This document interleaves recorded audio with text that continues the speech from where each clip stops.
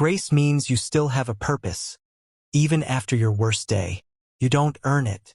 You just receive it, because God's grace truly changes everything.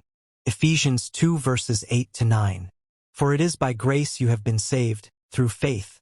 And this is not from yourselves, it is the gift of God, not by works, so that no one can boast.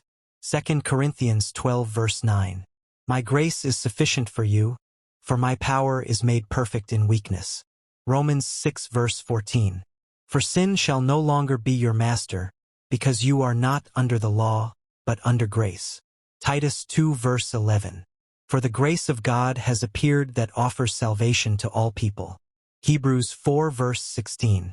Let us then approach God's throne of grace with confidence, so that we may receive mercy and find grace to help us in our time of need. John 1 verse 16. Out of his fullness we have all received grace in place of grace already given.